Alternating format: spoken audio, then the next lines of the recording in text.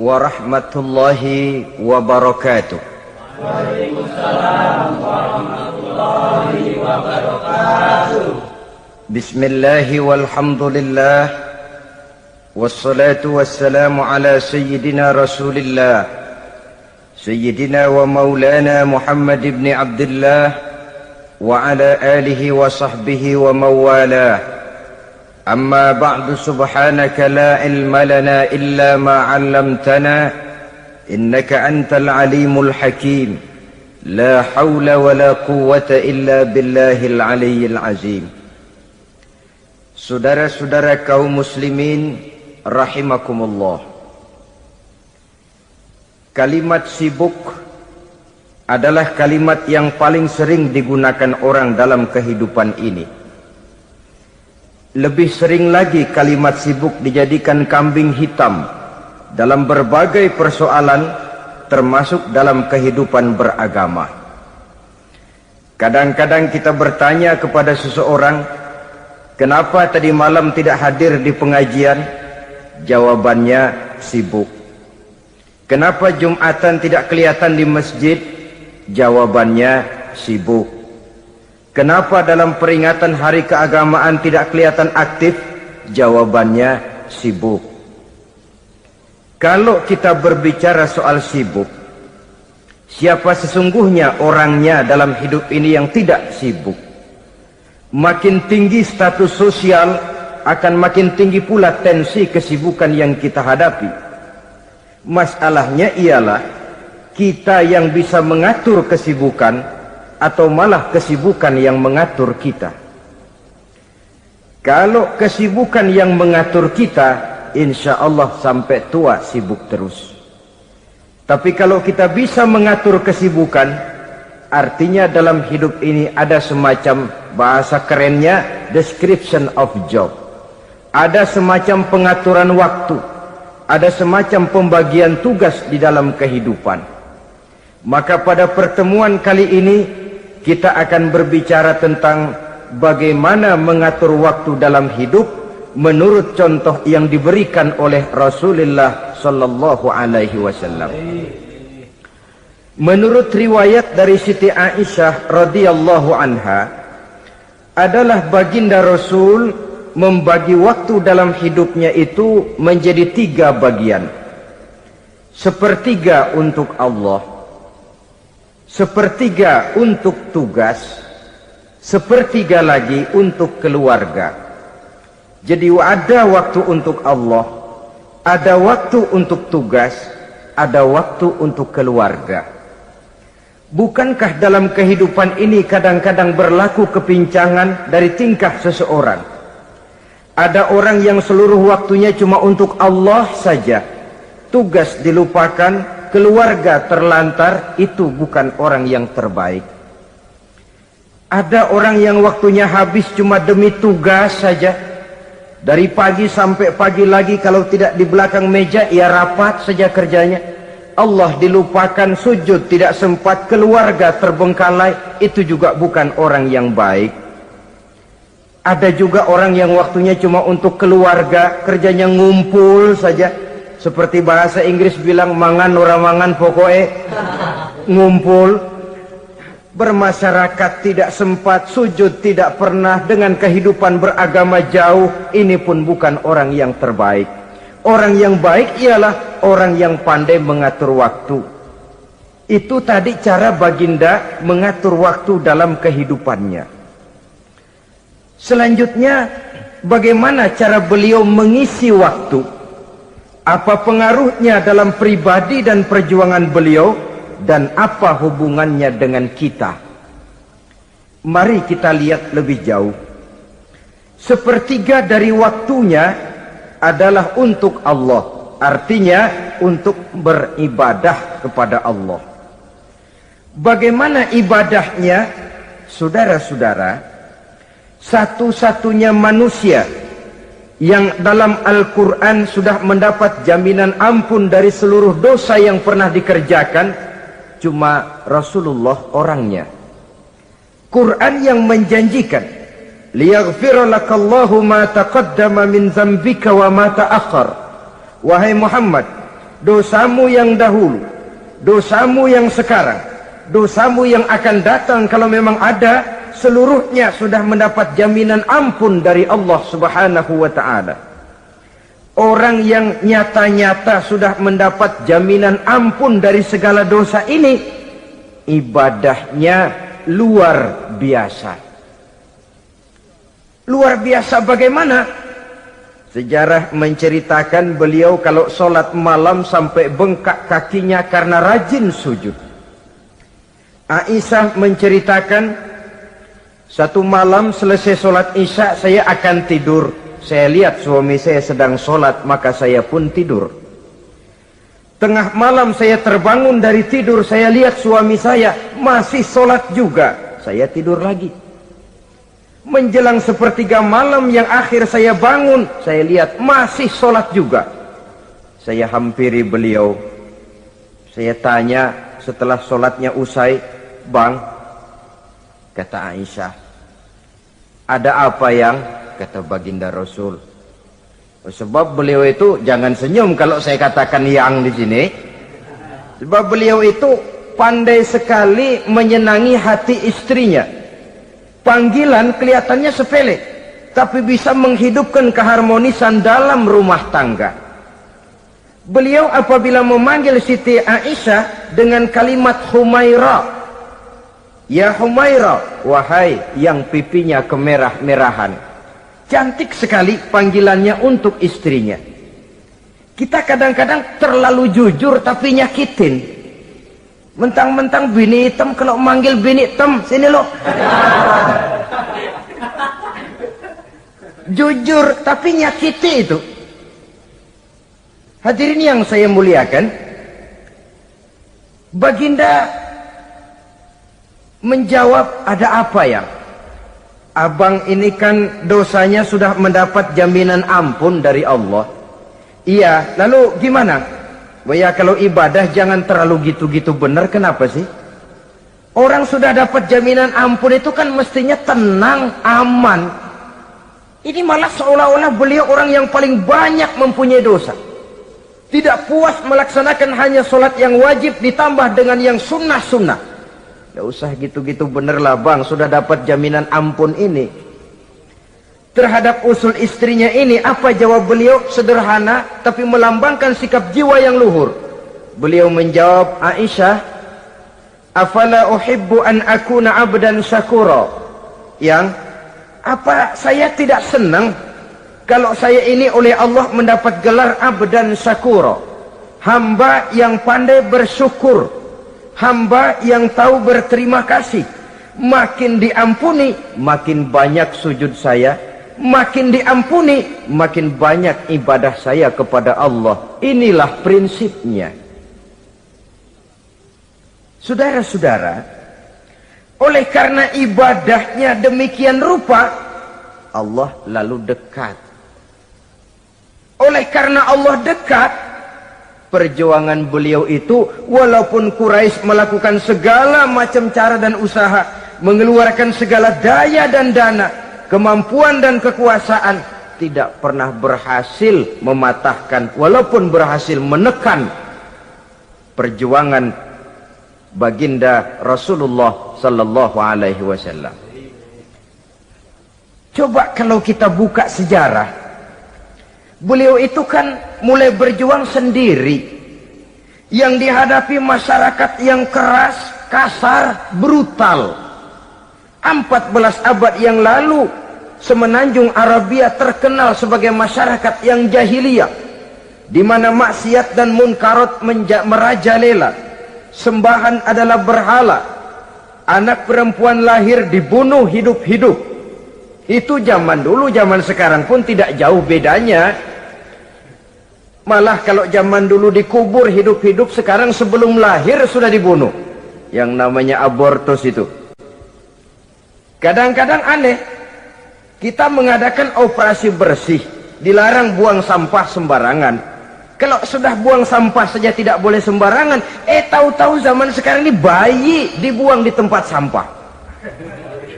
Bukan lagi kertas, bukan lagi kardus, bayi dibuang di comberan. Kan lebih sadis sebenarnya dari jahiliyah 14 abad yang lalu. Judi di zaman dulu 14 abad yang lalu merajalela, menyentuh segala lapisan masyarakat. Di zaman sekarang pun judi tidak kurang hebatnya, cuma tentu dengan bahasa yang lain. Apalagi di zaman sekarang orang pandai menghaluskan bahasa, mensamarkan istilah. Judi disebut sumbangan umpamanya, sehingga orang lalu tidak terasa bermain judi, terasanya ikut nyumbang. Itu sekedar istilah yang merangsang orang sebenarnya. Masyarakat yang semacam ini yang dihadapi oleh baginda Rasul. Diangkat jadi Rasul umur 40 tahun lalu mulai berjuang. Mula-mula secara sembunyi dakwahnya itu. Dari pintu ke pintu, dari rumah ke rumah, dari orang ke orang. Hasilnya 3 tahun gerilya berdakwah, dapat pengikut tidak lebih 11 orang. Sudah tidak digaji, tidak dapat beras, hidup pun miskin. 3 tahun dakwah, dapat pengikut 11 orang. Ustadz mana zaman sekarang yang masih mau ngajar? Kalau 3 tahun buka pengajian, yang ngaji cuma 11, bubar. Kiai mana yang masih mau buka pondok kalau 3 tahun buka pesantren, santrinya cuma 11? Pemimpin mana yang masih mau kampanye kalau 3 tahun kampanye dapat pemilih cuma 11? Bangkrut. Tapi tidak dengan Rasul. 3 tahun berlalu, turun perintah fasda bima tu'mar. Tidak usah berdakwah secara sembunyi Muhammad, sampaikan saja Islam secara terbuka. Mulailah beliau berdakwah secara terbuka, terang-terangan. Mula-mula Quraisy dikumpulkan dekat Ka'bah. Kumpulah Abu Jahal, Abu Lahab, Abu Sufyan dan gembong-gembong Quraisy. Di sana buat pertama kali secara terbuka baginda Rasul pidato. Tuan-tuan Quraisy, apakah tuan-tuan percaya kepada saya? Percaya. Kenapa? Karena Anda Muhammad sejak kecil belum pernah bohong. Baik. Jikalau memang tuan-tuan percaya kepada saya, maka mulai hari ini saya serukan kepada tuan-tuan, ankizu anfusakum minan nar. Jaga, pelihara, lindungi dan selamatkan diri tuan dari neraka. Tinggalkan segala macam berhala, jauhi Latta, Uzza, Manat dan Hubal. Sembah Allah Tuhan yang Esa, yang lam yalid walam yulad, yang tidak beranak dan tidak diperanakan. Ini dakwah pertama yang beliau sampaikan. Selesai beliau pidato, Abu Lahab interupsi, angkat tangan. Muhammad, ada apa paman? Alihaza jama'tana, cuma untuk dengar ocehan kayak begini kami dikumpulkan di sini. Tabban laka ya Muhammad. Kalau bahasa kasarnya mau mampus kamu Muhammad. Nabi tidak jawab, Allah yang jawab. Tabbat yada abi lahabi wa tab, ma aghna anhu maluhu wa ma kasab. Bukan Muhammad yang celaka, Abu Lahab lah yang kelak akan menemui kecelakaan. Dakwah terus berlangsung. Ketika dakwah secara terbuka sudah dimulai, hambatan dan tantangan mulai datang. Sejak dari teror mental sampai kepada teror fisik. Dan puncaknya terjadi pada saat beliau berumur 53 tahun. Di mana Quraisy mengadakan rapat di satu rumah yang disebut Darul Arqam. Kumpulah di situ dedengkot Quraisy. Siapa lagi kalau bukan Abu Jahal, Abu Lahab? Mereka rapat pleno lengkap. Setelah rapat dibuka, kata Abu Lahab kepada Abu Jahal, Jahal, bagaimana ini Muhammad? Iya bagaimana? Apalagi yang belum kita lakukan, kata Abu Jahal. Kita fitnah sudah, kita caci maki tiap hari, kita lontari kotoran onta, sahabat-sahabatnya kita bantai, tapi mereka tetap tegar. Iya, kata Abu Jahal, Dan sekarang ini sahabatnya sebagian berangsur-angsur sudah hijrah ke Madinah. Ini pertanda Islam akan berkembang di kota Madinah. Kalau nanti dia berhasil di Madinah lalu menyerbu ke Mekah, alamat habis kita gulung tikar. Makanya kata Abu Jahal, makanya apa? Makanya dari dulu juga saya bilang, kempesin aja itu. Jadi kalau bahasa okemnya kan begitu toh. Bunuh saja Muhammad, bunuh. Iya, soal bunuh sih gampang kata Abu Lahab. Tapi Muhammad kan tidak keluar dari batu. Dia punya keluarga, sanak famili dan handai tolan. Kalau keluarganya menuntut balas bagaimana ini? Gampang. Kita kan banyak punya suku. Tiap-tiap suku kan punya juara, tukang-tukang pukul. Sewa saja, tiap suku ambil tukang pukulnya, kita kepung rumah Muhammad, bunuh sama-sama. Kalau keluarganya akan menuntut balas, dia akan berhadapan dengan seluruh suku yang ada di semenanjung Arabia ini. Bagaimana, setuju? Setuju. Nah, sudah. Kapan kita bunuh Muhammad? Kapan lagi? Tidak usah buang waktu. Besok malam. Ya, besok malam kita bunuh Muhammad.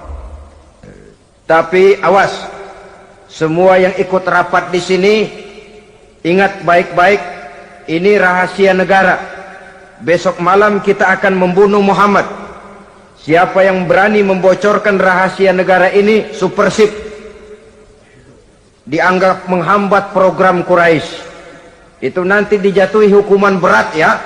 Jaga rahasia baik-baik bahwa besok malam kita akan membunuh Muhammad. Sanggup? Sanggup. Rapat selesai. Hadirin boleh bubar ke rumah masing-masing. Pulang. Namanya manusia, bocor juga rahasia ini. Begitu pulang, cerita sama istrinya, Bu, anu loh Bu, apa Pak? Saya tadi ikut rapat. Rapat apa tuh Pak? Besok malam akan ada pembunuhan. Pembunuhan? Pembunuhan. Siapa tuh yang mau dibunuh? Muhammad. Tapi jangan bilang-bilang ya, ini rahasia negara. Ini rahasia negara Bu, jangan bilang-bilang. Iya Pak, iya. Nah, besok pagi istrinya ngobrol sama tetangganya. Mbak Ayu, tahu nggak? Apa toh? Nanti malam akan ada pembunuhan. Siapa yang mau dibunuh? Muhammad. Loh, sampean tahunya dari mana? Suami saya ikut rapat, tapi jangan bilang-bilang ya Bu ya. Ini rahasia negara. Jangan bilang-bilang, nanti yang satu sampaikan lagi, jangan bilang-bilang, terus jangan bilang-bilang, akhirnya berita tersebar. Sehingga pagi hari itu, sebagian besar penduduk Mekah sudah tahu kalau nanti malam akan ada pembunuhan. Maka lepas zuhur, Mekah itu mulai tegang. Yang simpati, aduh kasihan Muhammad nanti malam akan dibunuh. Yang tidak senang, mampus biar dia rasain ntar malam. Saudara-saudara, begitu maghrib berbunyi sudah, udara mulai gelap, penduduk Mekah sudah kunci pintu seperti ada jam malam. Sepi, sesepi-sepinya. Tutup pintu, kunci, bukan tidur, ngintip dari dalam. Lepas jam 8 malam, makin tegang. Masing-masing penduduk ngintip dari pintunya. Sudah berangkat belum orang yang mau bunuh Muhammad? Sudah berangkat belum? Kira-kira jam 9 ini tukang-tukang pukul lewat mau ngepung rumah Muhammad untuk membunuh beliau. Begitu masuk Mekah, penduduk sudah kunci pintu, tapi mereka tahu kalau semua ngintip. Wah, makin hebat ini yang pemuka Quraisy ini, tukang-tukang pukul ini. Jalannya dibuat gagah-gagah, barisnya dibuat hebat-hebat. Itu injekan tanahnya dalam baris dibuat kenceng-kenceng, brok, brok, brok, brok, kayak serdadu baris. Lewat dekat rumah penduduk pakai batuk lagi. Yang dari dalam ngintip makin ciut. Wah, ini dia yang mau bunuh Muhammad ini. Sampai di rumah Nabi, dikepung rumah Nabi, di pagar betis. Malam itu di dalam rumah cuma Nabi, Abu Bakar dan Ali bin Abi Thalib. Nabi tahu rumahnya dikepung. Lewat tengah malam beliau berkata, Abu Bakar, saya ya Rasul, mari kita berangkat hijrah. Baik ya Rasul. Ali, saya ya Rasul, kamu gantikan saya ya. Gantikan apa ya Rasul? Gantikan tidur di tempat tidur saya. Baik ya Rasul. Masya Allah, sekali menggantikan mati. Tidur di tempat tidur Rasul pada malam, rumahnya dikepung, resikonya kan mati. Menggantikan mati. Lah kalau menggantikan lurah lumayan. Menggantikan mati. Dan Ali tahu persis resikonya. Dan beliau waktu itu masih muda dan beliau tidak nawar. Baik ya Rasul, saya akan tidur di sini, berangkatlah Tuan.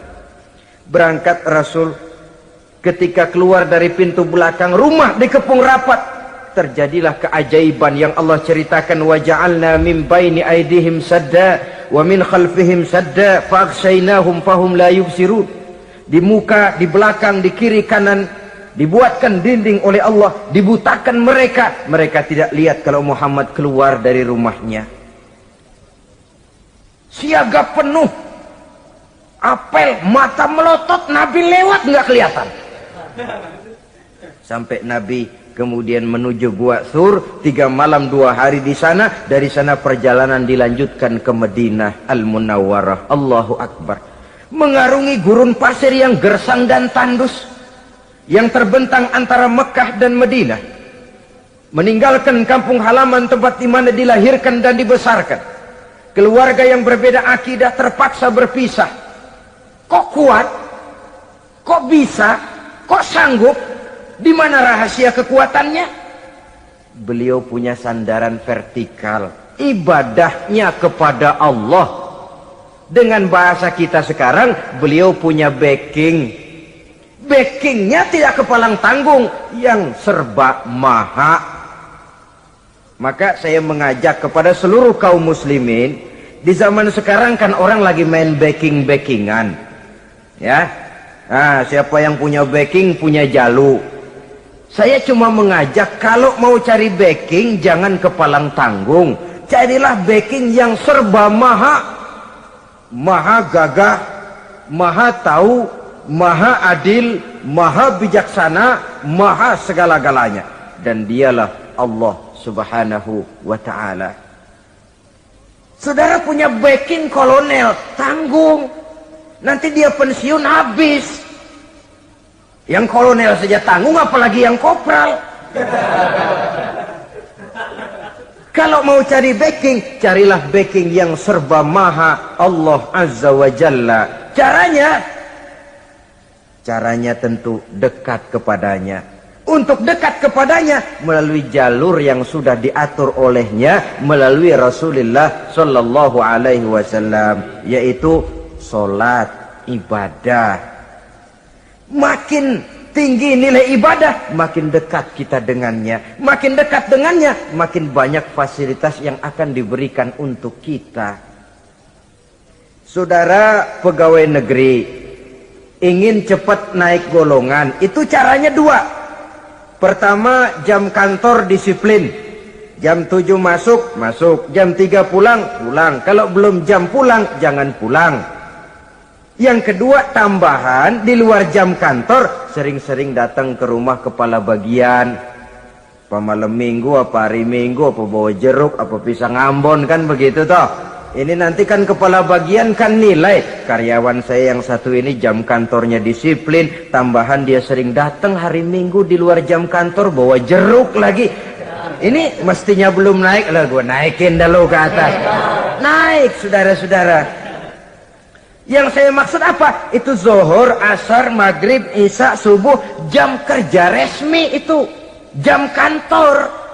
Lah, ada kunjungan di luar jam kantor. Yang namanya tahajud, yang namanya hajat, yang namanya duha. Nanti kan Allah lihat, ini hambaku yang satu ini jam kantornya betul. Zuhur, asar, maghrib, isya, subuhnya tepat. Tambahan di luar jam kantor, dia sering menghadap kepadaku. Nah, hambaku ini aku angkat kau maqamam mahmuda, ke satu tempat yang terpuji. Kalau Allah yang ngangkat, satu negara orang mau rendahkan kita, kita akan tetap tinggi.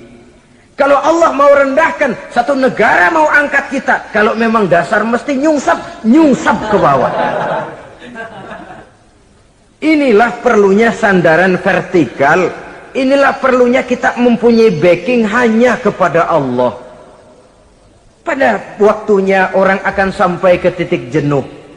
Dalam kesunyian orang sering mempertanyakan eksistensi diri, mulai mempertanyakan hakikat keberadaannya. Di tengah kesibukan bisnisnya, di tengah kesibukan kerja dari rapat ke rapat, dari kantor ke kantor, dari tender ke tender, orang akan sampai kepada titik jenuh. Dikala itu dia memerlukan ketenangan, dikala itu dia memerlukan kedamaian, dikala itu dia mencari eksistensi diri.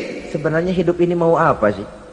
Cuma sekedar menjalani hal-hal yang rutin saja, pergi pagi pulang sore, peras keringat banting tulang, atau ada tujuan yang lebih luhur daripada sekedar ini? Dikala itulah dia mulai mencari jalur untuk mendekatkan diri kepada Sang Pencipta. Dan tidak bisa ingin dekat dengan Allah, saudara, pakai aturan sendiri. Ingin dekat dengan gubernur harus ikut aturan yang ditetapkan oleh protokolnya gubernur. Ingin dekat dengan presiden, ya ikut jalur yang sudah disusun oleh protokolnya presiden. Ingin dekat dengan Allah, ya ikut jalur yang sudah diatur oleh Allah melalui Rasulnya. Apa itu? Ya diantaranya sholat, puasa, dan ketentuan-ketentuan ibadah yang lain. Tidak bisa dengan prinsip, yang penting kan hati baik, berjiwa bersih, akhlak luhur. Tidak usah sholat kalau hati baik sudah dekat dengan Allah. Oh, alangkah enaknya kalau begitu. Kalau dengan itu bisa dekat dengan Allah, rasanya Nabi Muhammad yang paling dulu berhenti sembahyang. Kenapa? Beliau orang yang hatinya paling baik. Beliau orang yang budinya paling luhur. Kalau budi luhur dan hati baik sudah menjamin untuk dekat dengan Allah, Nabi dulu berhenti sholat. Nyatanya tidak. Beliau orang yang berbudi luhur, berakhlak baik, entoh ibadahnya demikian rupa. Dan beliau adalah standar untuk kita jadikan contoh dalam mengamalkan ajaran-ajaran agama di kehidupan kita ini. Saudara, itu tadi sepertiga waktu beliau untuk ibadah, untuk Allah. Sepertiga yang kedua dari waktu beliau adalah untuk tugas. Dalam hal ini, sebagai seorang Rasul, menyampaikan risalah Islam berhadapan dengan umat. Yang jadi soal ialah, apa modal utama beliau di dalam melaksanakan tugas? Dan ini nanti sebagai cerminan buat kita. Modal utamanya pertama adalah keteladanan, dan yang kedua adalah akhlak. Sekarang ini kita hampir nyaris mengalami berbagai macam krisis. Yang paling santer kita dengar adalah krisis wibawa. Ada pak guru dicegat muridnya di jalanan, dipukulin karena nggak naik kelas katanya. Nampaknya guru nggak lagi berwibawa. Di satu pihak mungkin karena si guru tidak bisa digugu dan ditiru. Di lain pihak juga murid tidak lagi mengenal arti rasa hormat kepada pak guru. Nah, kenapa krisis wibawa timbul? Karena tidak ada keteladanan. Adapun Rasul, wibawa beliau timbul di tengah umat karena keteladanan ini. Apapun yang beliau ajarkan kepada umat, beliau adalah pelaksana pertama. Dengan kata lain, satunya kata dan perbuatan. Ini yang sangat diperlukan di zaman kita sekarang. Bukan cuma sekedar simposium, muktamar, kongres, rapat besar dengan keputusan bertumpuk-tumpuk kertas di atas meja, tetapi tidak pernah terrealisir dalam kehidupan. Yang kita perlukan adalah satunya kata dan perbuatan, bahwa kalau itu yang diucapkan, itu yang diterapkan. Kalau itu yang diteorikan, itu yang dikerjakan. Keteladanan. Yang kedua, rahasia sukses beliau dalam melaksanakan tugas berhadapan dengan umat, akhlak. Beliau tidak menyampaikan Islam ini dengan kekerasan, tidak juga dengan bujuk rayu harta, Tidak pula dengan menakut-nakuti orang. Belum pernah kita baca dalam sejarah beliau teriak-teriak, awas yang tidak masuk Islam dipecat jadi orang Arab. Tidak. Atau dengan bujuk rayu, ayo siapa masuk Islam super mie 2 bungkus. Tidak. Sebab kebenaran tidak bisa dipupuk dengan materi. Kebenaran adalah soal keyakinan, dan keyakinan adalah soal batin.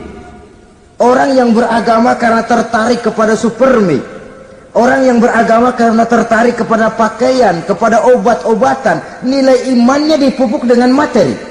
Dan usaha seperti itu sama saja dengan menegakkan benang basah. Dia percaya kepada sesuatu yang dia tidak mengerti.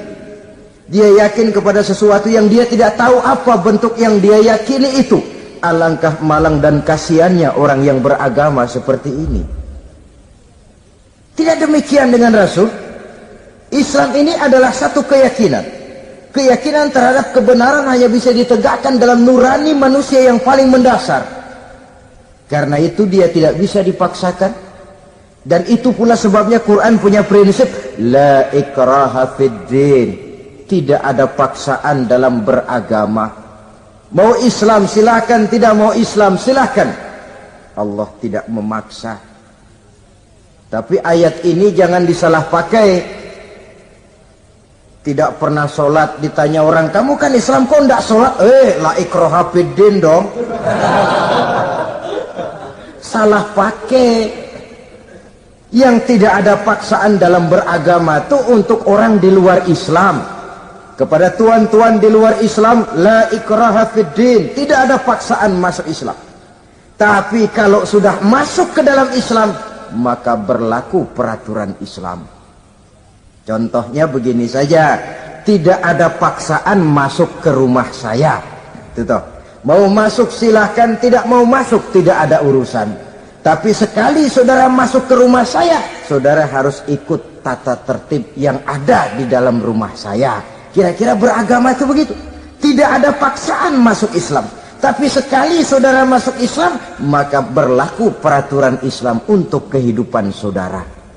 Jadi la ikraha fid din ini buat orang di luar garis. Allah tidak maksa-maksa orang mau masuk Islam, mau tidak.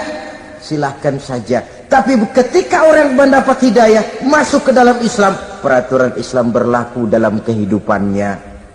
Saudara hadirin, kaum muslimin rahimakumullah. Akhlak. Mari kita lihat lebih jauh bagaimana sih akhlak beliau yang mulia itu. Allahu Akbar.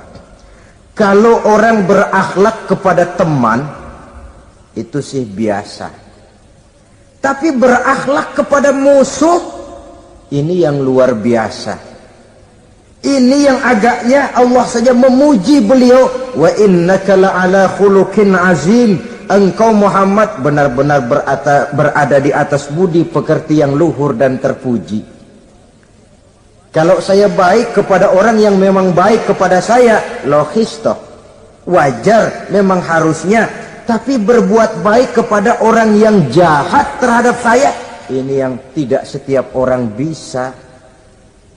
Nah, sebab itu saya tidak ingin menceritakan akhlak beliau kepada sahabat, namanya juga kepada sahabat. Saya akan kutip beberapa riwayat yang menceritakan bagaimana akhlak beliau kepada orang yang nyata-nyata memusuhinya.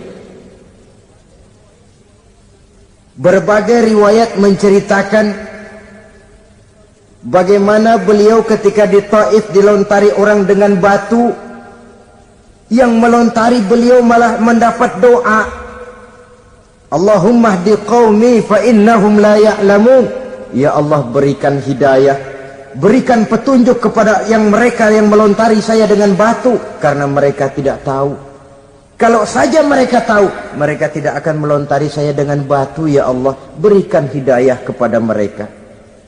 Padahal ketika itu malaikat Jibril menawarkan jasa.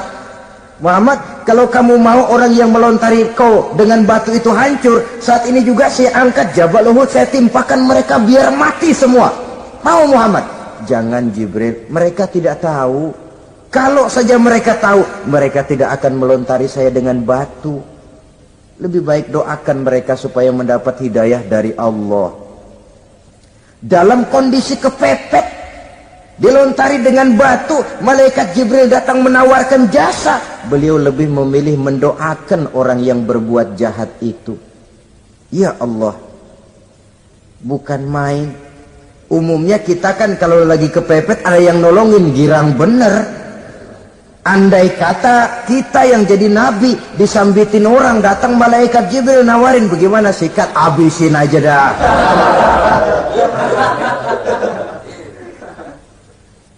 Ini akhlak kepada musuh. Ketika beliau selesai sholat zuhur, istirahat, rebah-rebah, tidur-tiduran di bawah pohon kurma, datang orang kafir yang bernama Daksur yang sudah lama mengintip-ngintip, mencabut dan menghunus pedang. Muhammad, kalau ini saat saya tebas batang lehermu, siapa yang akan menolong engkau? Tidak ada. Yang akan menolong saya Daksur? Iya, Allah yang akan menolong saya. Mendengar Allah, Daksur gemetar, keringat dingin bercucuran, pedang jatuh ke bawah, diambil oleh Rasul pedangnya, dibalikkan ke leher Daksur. Kalau sekarang saya yang tebas batang lehermu Daksur, siapa yang akan menolong kamu? Tidak ada ya Rasul, kecuali kalau kau mau memaafkan saya. Baik, ambillah kembali pedangmu, kau saya maafkan, dan jangan ulangi lagi perbuatan semacam ini. Lain saat beliau sedang tawaf, diikuti oleh seorang Quraisy kafir. Sambil tawaf, ini kafir Quraisy sudah bawa pisau. Dia pikir nanti di satu sudut yang agak gelap saya tikam Muhammad dari belakang, saya bunuh dia. Jadi kafir ini pura-pura ikut tawaf. Jahatnya orang kafir itu kan begitu, tawaf ya ikut pura-pura tawaf, ada kesempatan sikat dari belakang. Putaran pertama belum ada kesempatan, putaran kedua makin tegang. Pokoknya begitu tempat agak gelap, cabut pisau, hantam saja sudah Muhammad, biar mati sekali di sini. Dan Nabi tahu, oh ini asisten pribadi malaikat Jibril ngasih tahu tuh. Jadi malaikat Jibril memberitahu, awas Muhammad, itu di belakangmu orang cuma pura-pura tawaf, dia bawa pisau mau bunuh kamu, hati-hati Muhammad. Roger ganti gitu.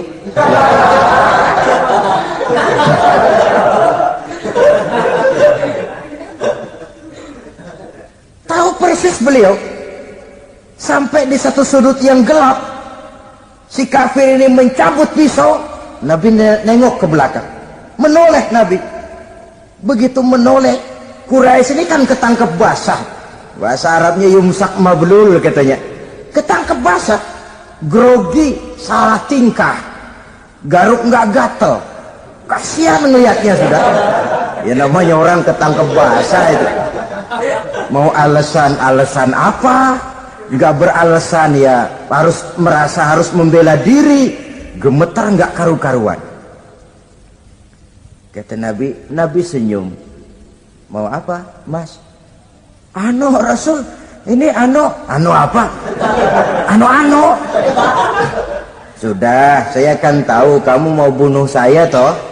Sudah, saya sudah tahu kok. Kamu jangan pura-pura. Kamu kan mau bunuh saya kan? Terus terang saja. Iya Rasul, iya. Sekarang gimana? Enggak berani Rasul. Minta maaf saja. Ya kalau sudah kamu minta maaf begitu, sudah kamu pulang sana, jangan diulangi lagi ya.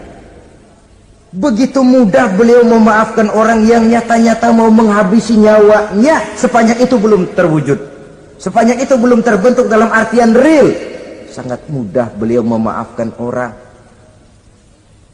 Saudara hadirin kaum muslimin rahimakumullah, pemaaf, lapang dada, toleransi, menghargai pendapat para sahabatnya, ini sederetan dari akhlak yang terpuji. Sehingga karena keluhuran akhlak inilah yang menyebabkan orang tertarik masuk ke dalam Islam. Beliau berprinsip apa? Basiru wala tunaffiru, yasiru wala tu'asiru. Gembirakan orang, jangan ditakut-takuti. Mudahkan persoalan orang, jangan dibikin sulit. Ini kan satu prinsip yang sangat baik dalam melaksanakan dakwah, dalam menyampaikan misi. Apapun tugas kita di masyarakat, sebagai pegawai pemerintahan, pejabat negara, pedagang, pengusaha, seniman, ustadz, mubalik, kiai, ulama. Dalam berbagai profesi, modal utama untuk sukses adalah akhlak. Sebab hati kita yang tahu cuma Allah. Orang lihat penampilan kita, orang lihat muka kita. Sebab itu Nabi katakan, innakum la tas'una an-nasa bi amwalikum walakin yas'uhum minhum bastul wajhi wa husnul khuluqi. Kamu tidak akan bisa menarik simpati orang banyak dengan hartamu, tapi bisa kau tarik simpati orang banyak dengan akhlak yang baik dan muka yang senyum, muka yang enak dilihat. Orang kadang sering bilang, dia mah biar mukanya begitu hatinya baik. Iya, soal hati kita nggak tahu. Yang kita lihat pertama muka. Bagaimana gue mau ikut dia mukanya kayak batu kuburan? Kesan serem pertama itu kan sudah ada. Walaupun kadang-kadang hati memang baik, tapi hati itu kan urusan Allah. Yang kita lihat pertama muka. Ini barangkali nanti termasuk teori dalam psychology of salesman ya, bahwa sesuatu yang baik kalau dihidangkan dengan cara yang tidak baik, orang tidak akan tertarik. Lihat saja, orang sekarang ini kan entah makin lajunya dunia bisnis kita, masuk ke rumah-rumah kita cuma menawarkan air jahe, menawarkan sasa, menawarkan kecap bango, menawarkan barang-barang yang kelihatannya remeh. Ini kan termasuk psychology of salesman.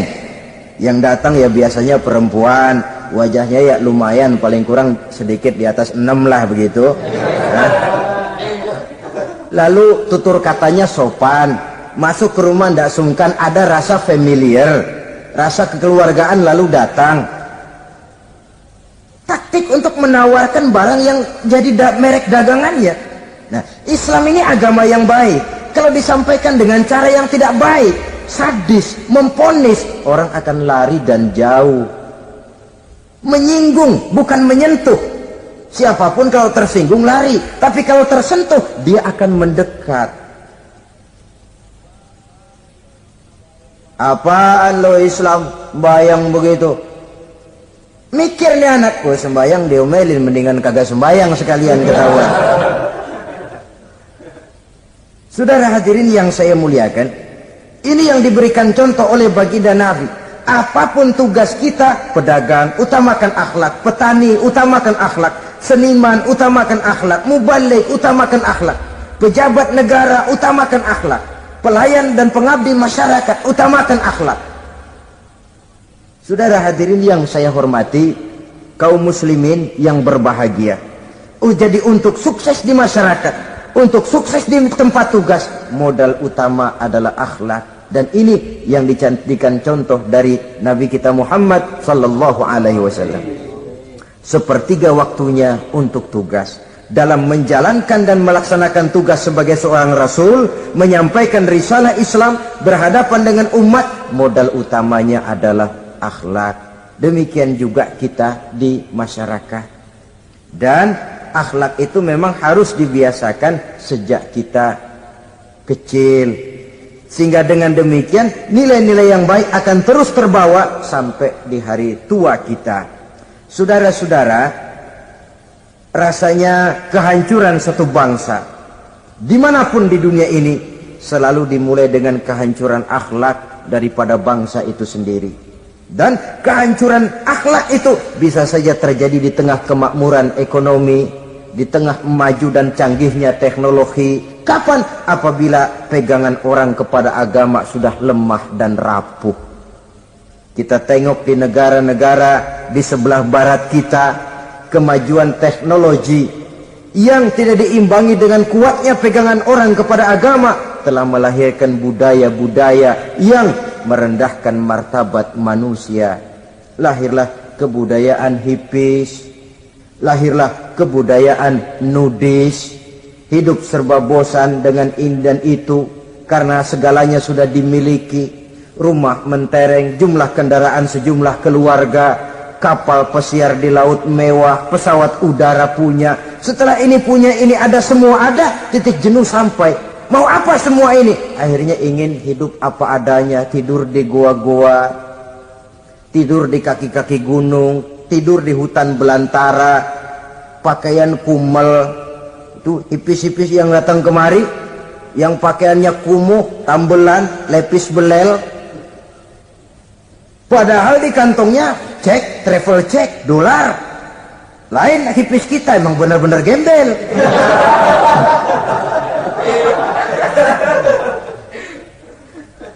Merasa jenuh, merasa bosan. Bahkan sebuah berita dari Jerman, orang terlalu kaya, pulau dibeli. Di pulau itu dia bikin satu klub yang bernama klub nudis. Setiap anggotanya boleh masuk ke pulau itu dengan catatan tidak boleh pakai pakaian selembar pun, alias bugil, telanjang bulat. Oh, sudah telanjang bulat itu. Dan di sana berlakulah apa yang disebut serba boleh. Jadi kalau di sana ke sana saudara bawa istri, masuk anggota, ya silahkan saja. Istilah tukar pakai, simpan pinjam, bisa-bisa saja, asal suka sama suka. Asal perbuatannya dianggap tidak merugikan orang lain, suka sama suka, sudah tidak bisa dituntut oleh norma yang berlaku. Ya. Itulah sebabnya kita sering prihatin bahwa kemajuan sering membawa pergeseran nilai. Apabila kita tidak bisa menghindarkan diri dari proses pergeseran nilai, setidaknya kan kita bisa menjaga diri jangan sampai hanyut oleh nilai-nilai yang negatif. Akhlak, baik sebagai muslim, baik sebagai bangsa Indonesia yang berkepribadian luhur, itu merupakan cerminan kita.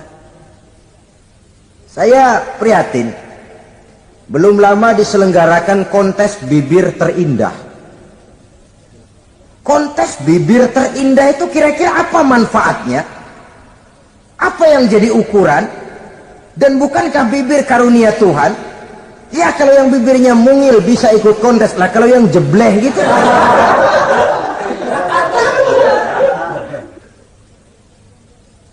Kontes bibir terindah masih hangat dibicarakan orang. Sudah muncul lagi kontes betis terindah. Nah kalau sudah bicara soal betis ini, kan yang terbayang oleh kita kira-kira ukurannya apa? Yang diukur itu apanya ya? Ya tentu betisnya itu. Nah paling celaka kalau betis-betis yang ikut itu nanti jadi milik panitia semua kan.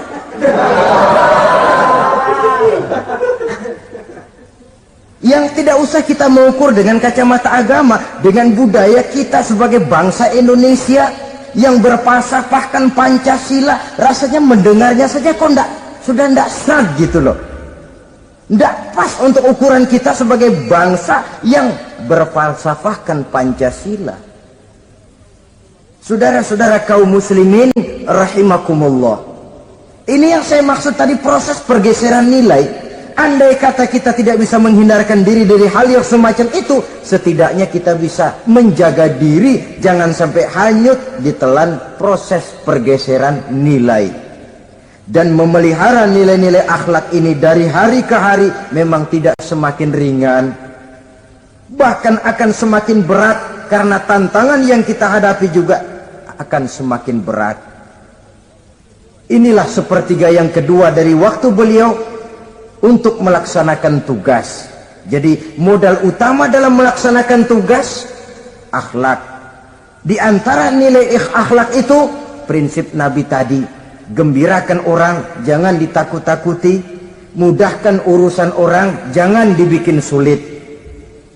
Sehingga kalau yang memang mudah lalu dipersulit, itu sudah mencerminkan akhlak yang tidak diajarkan oleh Rasulullah sallallahu alaihi wasallam. Kemudian yang terakhir, sepertiga yang ketiga dari waktu beliau adalah untuk keluarga. Jadi tadi ada waktu untuk Allah, ibadah, ada waktu untuk tugas, dan yang ketiga ada waktu untuk keluarga. Bagaimana Rasul di tengah keluarganya? Anas bin Malik bercerita, saya 11 tahun membantu di rumah tangga Rasul. 11 tahun itu kan artinya 11 kali 360 hari kali 24 jam. Bukan waktu yang sebentar itu. Selama 11 tahun saya membantu di rumah tangga Rasul, kata Anas, belum pernah saya dengar kata-kata kasar, keras, membentak. 11 tahun saya membantu di rumah tangga beliau, belum pernah saya lihat ada piring terbang, ada bakyak melayang. Artinya apa? Cerminan dari ketentraman, keayeman, kedamaian rumah tangga beliau. Padahal rumah tangganya kecil. Istrinya lebih dari satu. Tapi aman, tentram, rukun. Kita kadang-kadang istri satu seminggu 7 hari, perang 6 hari. Cuma 1 hari gencatan senjata. Saudara hadirin, saudara kaum muslimin rahimakumullah. Kalau beliau tidak menyenangi satu masakan, misalnya masakan istrinya, tidak mencah-mencah, cuma kelihatan dari makannya barangkali tidak begitu banyak, tapi tidak pernah mencela apapun yang dimasak istrinya. Senang ya dimakan, tidak senang ya dimakan karena menghargai lelah jerih payahnya istri. Ini kelihatannya sepele, tapi dari sini keharmonisan rumah tangga itu bisa saja timbul. Bukankah seseorang hanya bisa sukses di tempat tugas?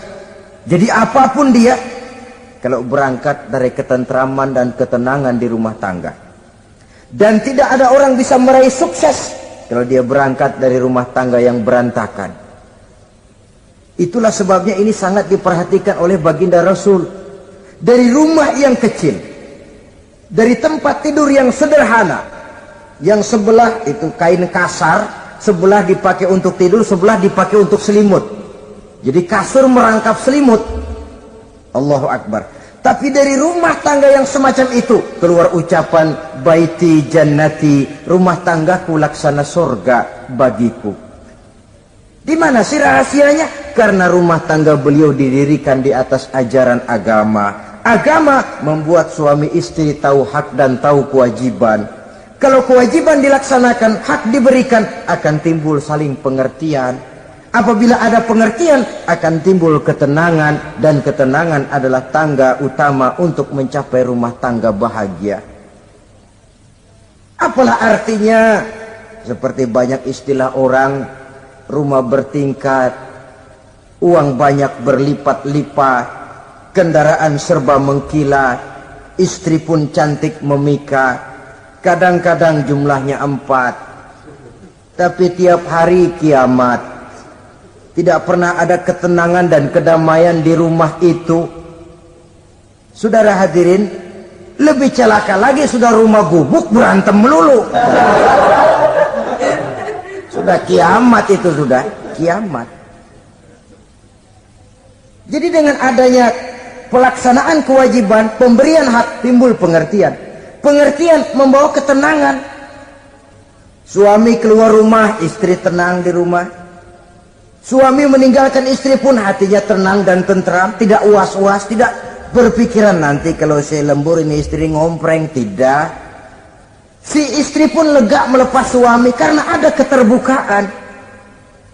Ini kan menurut angket terakhir loh ya, yang diadakan oleh beberapa majalah di ibu kota ini. Di ibu kota katanya, dari sejumlah laki-laki yang disebarkan angket, ternyata jika ada 3 laki-laki, 2 nyeleweng. Jadi angka penyelewengan itu 2/3 dari jumlah laki-laki itu menyeleweng katanya. Ya mudah-mudahan yang kumpul di sini termasuk 1/3 yang nggak nyeleweng itulah. Dan tidak semua bentuk penyelewengan itu karena alasan ekonomi. Bukan pula karena alasan ketidaksetiaan istri. Tapi merupakan cerminan dari sikap hidup di mana orang jauh dari nilai-nilai agama, sehingga penyelewengan itu dianggap sesuatu yang manusiawi, biasa-biasa saja, bahkan kadang-kadang ikut membentuk status sosial, melahirkan kebanggaan. Innalillahi. Orang kalau sudah bangga nyeleweng bangga, itu kiamat sudah. Sama saja, bikin dosa ketawa. Waduh, itu malaikat gemes benar. Udah bikin dosa cengengesan, cengir, tidak ada rasa nyesel, tidak ada rasa takut, tidak ada rasa bersalah, biasa gitu. Saudara hadirin yang saya muliakan, ini kan cerminan dari rapuhnya pegangan orang kepada agama. Jadi untuk membina rumah tangga yang bahagia ini, sepertiga dari waktu untuk di tengah keluarga menghidupkan nilai-nilai agama di rumah tangga kita. Oleh karenanya, pada bagian akhir dari pertemuan yang singkat ini, saudara-saudara, saya mengajak, marilah pandai-pandai membagi dan mengatur waktu. Ada waktu untuk Allah, ada waktu untuk tugas, ada waktu untuk keluarga. Syukur kalau ada keseimbangan. Tapi kalau tidak, istilah usul fikih itu tatimul aham minal muhim, mendahulukan yang terpenting dari yang penting. Kalau ada 3 persoalan semuanya penting, tentu di antara 3 ini kan ada yang lebih penting, dan itulah yang dikerjakan lebih dulu. Dan ini tidak berarti bahwa penjatahan waktunya harus sama. Untuk ibadah dalam sehari semalam sekian jam, untuk tugas sekian jam, untuk keluarga sekian jam. Tidak bisa kita targetkan begitu. Dan yang dimaksud di sini pun adanya pengaturan. Pengaturan tidak berarti bahwa harus sama waktunya, tidak. Kita melihat kepentingannya. Saudara hadirin, sama saja di zaman sekarang, kalau dengan pembangunan kita ingin menciptakan pemerataan di kalangan rakyat, itu tidak berarti bahwa rakyat Indonesia ini standar ekonominya harus sama semua seperti yang dicita-citakan komunis. Tidak bisa. Menciptakan pemerataan artinya kalau yang kaya bisa semakin kaya, kenapa yang miskin tidak bisa naik jadi sedikit kaya? Dan artinya menciptakan kesempatan kepada setiap penduduk Indonesia untuk merubah tahap dan taraf kehidupannya. Demikian juga adanya pengaturan waktu. Bukan berarti untuk Allah sekian jam, keluarga sekian jam, tugas sekian jam. Sebab jam-jam ini sulit kita jatahkan. Kadang-kadang tugas, kadang-kadang keluarga, kadang-kadang ibadah kita sedang gandrung. Yang penting ada keseimbangan dalam cara kita mengatur waktu itu. Nah, saudara-saudara, demikianlah pertemuan dan pembicaraan kita kali ini. Terima kasih atas segala perhatian. Mohon maaf atas segala kekurangan. Usikum wa nafsi bitaqwallah. Wassalamualaikum warahmatullahi wabarakatuh. Waalaikumsalam warahmatullahi